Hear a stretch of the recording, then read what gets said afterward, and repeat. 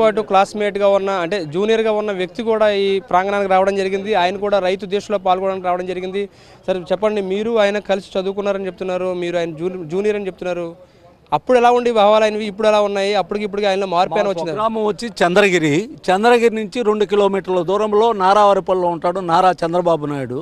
వాళ్ళది సామాన్య రైతు కుటుంబం అండి.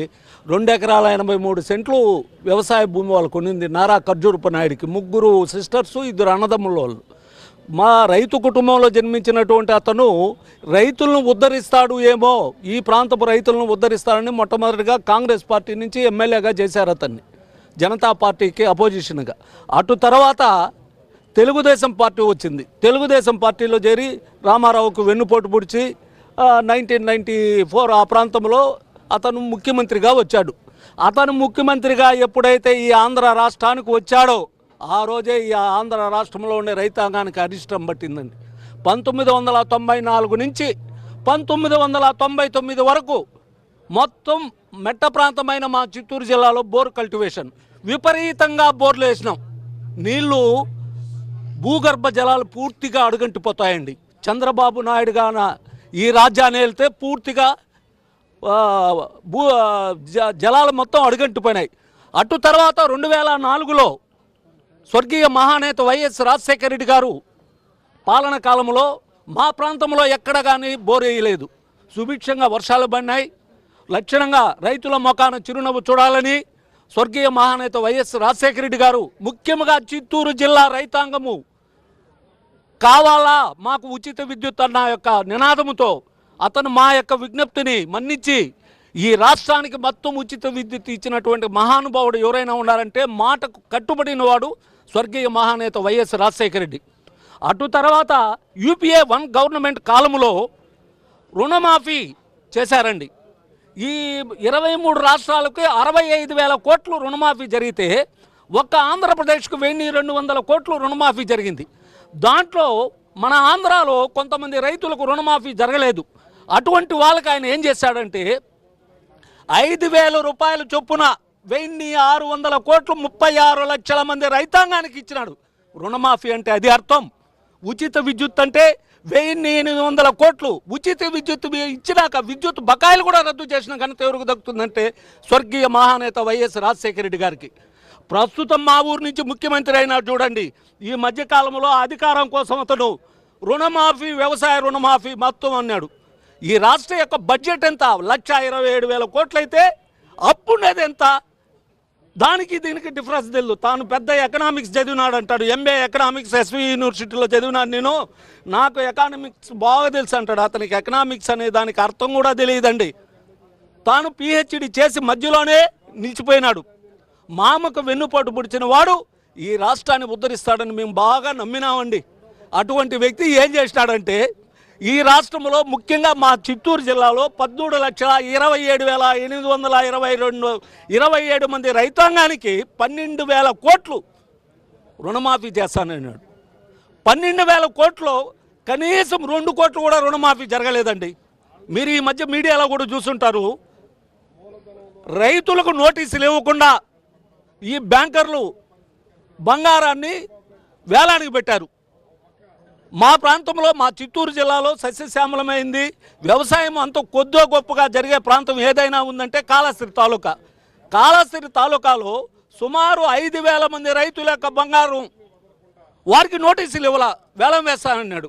వైఎస్ఆర్ కాంగ్రెస్ పార్టీ ఆధ్వర్యంలో, రైతు విభాగం ఆధ్వర్యంలో దాన్ని ఎదుర్కొని వాయిదా కూడా వేయించాం ఈ మధ్యనే. ఇంకా దారుణమైంది ఏమంటే ముఖ్యమంత్రి చంద్రబాబు నాయుడు తాన పరిపాలనా కాలంలో మా జిల్లాకి, ముఖ్యంగా చిత్తూరు జిల్లాకి Handri, Neeva, Galeru, Nagari, Swarnamukhi, Somasila, high level canal అనే 3 ప్రాజెక్టులని 2 సార్లు శంకుస్థాపన చేశాడండి. 1996లో, 1999లో. అవి శంకుస్థాపనలకే పరిమితమైనాయి.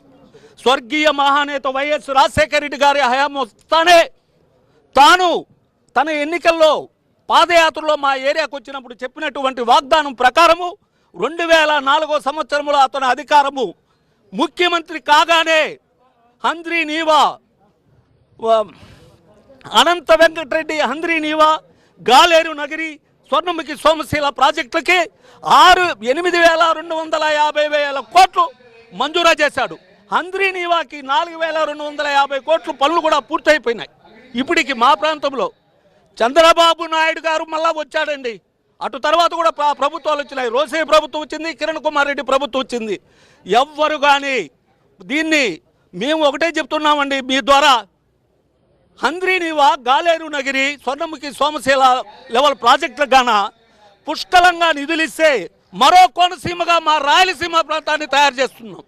ఎందుకంటే 6 లక్షల హెక్టార్ల సాగు కోసం 50 లక్షల మంది ప్రజల తాగునీటి కోసం స్వర్గీయ మహానేత వైఎస్ రాజశేఖర రెడ్డి మేము అడిగినటువంటి నిధులు 4,250 కోట్లు మంజూరు చేసి పనులు కూడా పూర్తయిపోయినాయి.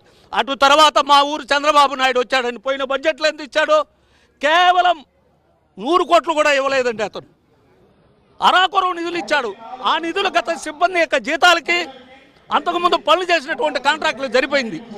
ఇక మా ప్రాంతంలో ముఖ్యంగా పడమటి తాలూకాలో సాగునీరు కాదు కదా ఈ చంద్రబాబు నాయుడు కంటిన్యూ అయినాడంటే ఈ గవర్నమెంట్ తాగునీటి కూడా ఇక్కట్టుపడే పరిస్థితి వచ్చింది. ఎందుకంటే సుమారు 1000 అడుగులు లోతు పోయినా కానీ తాగునీరు లభించడం లేదు మా ప్రాంతంలో. చిత్తూరు జిల్లాలో మొత్తం మెట్ట ప్రాంతము బోరు కల్టివేషన్.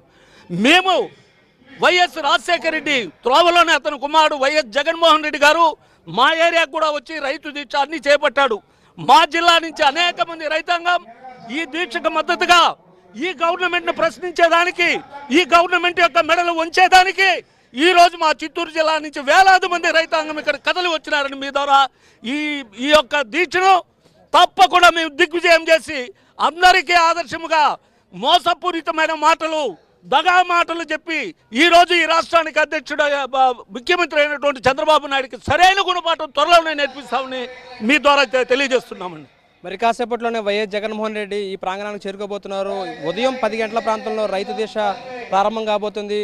10 గంటల నుంచి రేపు సాయంత్రం 6 గంటల వరకు కూడా ఆయన 2 రోజుల పాటు ఆయన నిరాహార దీక్ష కొనసాగించబోతున్నారు. ప్రభుత్వం మెడల వంచి ఏవైతే ఎన్నికల మేనిఫెస్టోలో పేర్కొన్న హామీలు ఉన్నాయో వాటన్నిటినీ కూడా తూచా తప్పకుండా పూర్తి స్థాయిలో అమలయ్యే విధంగా వైఎస్ఆర్ కాంగ్రెస్ పార్టీ పోరాడుతుందనేది అందరూ చెప్తున్నమాట. మరోవైపున మనం చూస్తుంటే కనుక రాష్ట్రం నలుమూల నుంచే కాకుండా ఇతర రాష్ట్రాల నుంచి కూడా భారీ ఎత్తున తరలి వస్తున్నారు. రైతు దీక్షలో పాల్గొని వైఎస్ జగన్మోహన్ రెడ్డికి పూర్తి స్థాయిలో సంఘీభావం తెలుపుదాము, ప్రభుత్వాన్ని మీద ఒత్తిడి తీసుకొచ్చి మా యొక్క హామీలు ఏవైతే ఇచ్చారో ఆ హామీలన్నింటినీ కూడా నెరవేర్చుకునే వరకు కూడా వైఎస్ఆర్ కాంగ్రెస్ పార్టీగా అండగా ఉండి పోరాడతామన్నది ఇక్కడ అందరూ చెప్తున్నమాట. Thank you Vinayak.